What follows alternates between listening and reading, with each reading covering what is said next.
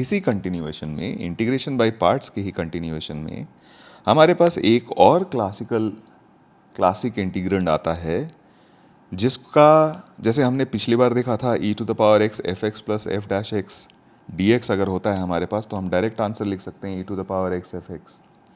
उसी तरीके से एक और क्लासिक इंटीग्रेंड हमारे पास आता है कुछ इस तरीके से, integral F x plus X F dash x D x.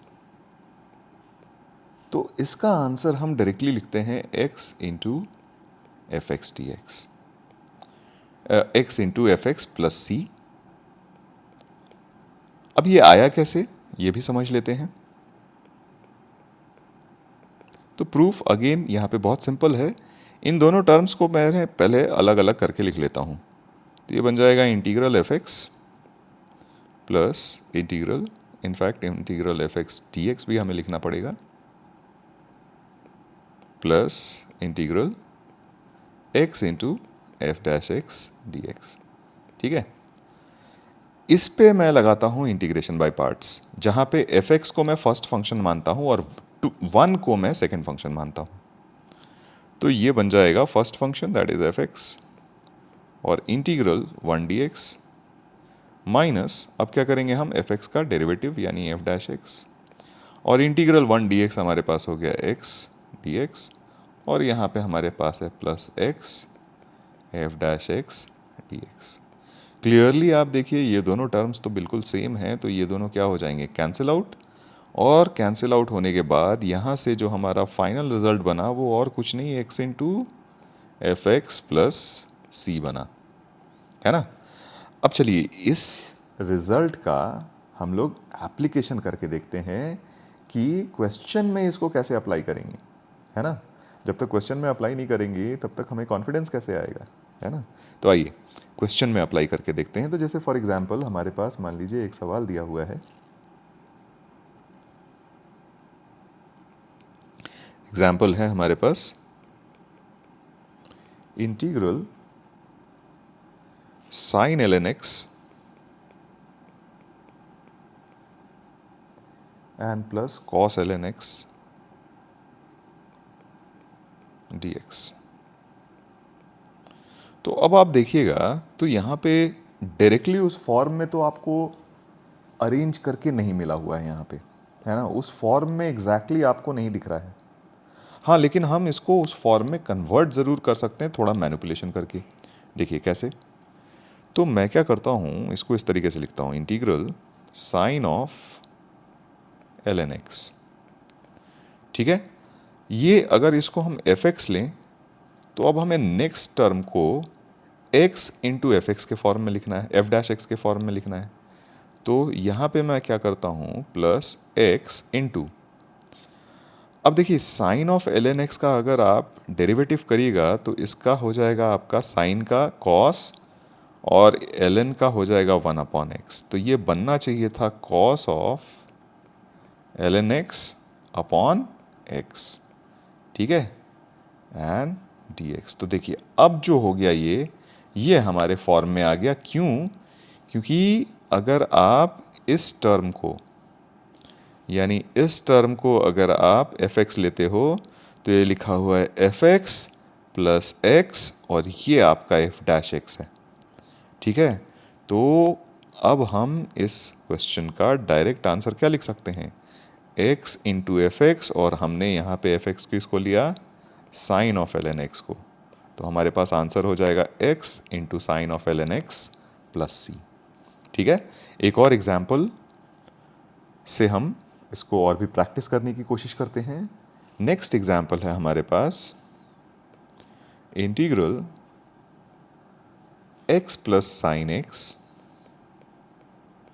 Upon 1 plus cos X, ठीक है, dx। अभी भी अगर आप देखो तो डायरेक्टली ये उस फॉर्म में नहीं दिख रहा है ना। थोड़ा रीअरेंज करेंगे तो हमें ये उस फॉर्म में दिख जाएगा। देखिए कैसे रीअरेंज करते हैं। तो इसको मैं लिखता हूँ sign X upon 1 plus cos X, ठीक है, एंड प्लस एक्स अपॉन या x into 1 upon 1 plus cos X. ठीक है, इसको कुछ इस तरीके से लिखा मैंने। अब देखिए साइन एक्स को हम क्या लिख सकते हैं, 2 sine x by 2 into cos x by 2। तो इसको लिखता हूँ मैं 2 sine x by 2 into cos x by 2, और 1 प्लस कॉस एक्स हो जाएगा आपका 2 कॉस स्क्वायर एक्स बाई 2, और प्लस एक्स यहाँ पे आपका 1 अपॉन, ये बन गया 2 cos square x by 2 and D x. ठीक है, तो अब देखिए ये बन गया आपके पास 2 2 तो कैंसिल, एक cos x by 2 cancel out हो जाएगा, तो ये लिखा हुआ है आपके पास tan एक्स बाई 2, है ना, और plus x 1 upon cos square को मैं लिख लेता हूँ sec square x by 2 and upon 2 d x. अब देखिए ये हमारे फॉर्म में हो गया रिड्यूस, क्योंकि अगर ये एफ एक्स लिखा हुआ है तो ये एफ डैश एक्स लिखा हुआ है, तो अगेन ये हमारा फॉर्म बन गया F x plus X F dash x, है ना।